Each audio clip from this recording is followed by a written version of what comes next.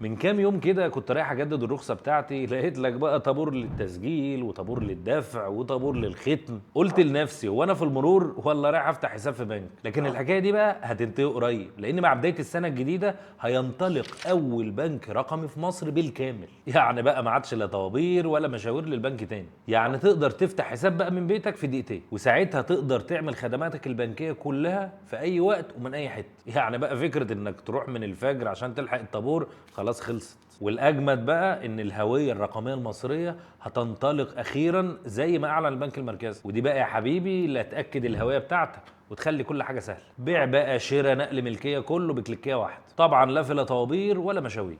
ولو بصينا حوالينا هنلاقي دول كتيره بدات في التحول ده فعلا، زي السعوديه مثلا ماشيه بخطوات قويه في الاتجاه ده، وعندهم اكتر من بنك رقمي شغال بالكامل زي دي 360 واس تي سي بانك، وعندهم احدث حاجه بقى بنك فيجن. الناس دلوقتي بقت بتفتح حساب وتدير فلوسها بالموبايل من غير ما تدخل فرع واحد. البنوك الرقميه نقله جباره، بس يا ترى هتفتح لنا باب للمستقبل ولا هتكون بدايه لبطاله جديده وقاعده في البيت لالاف الموظفين؟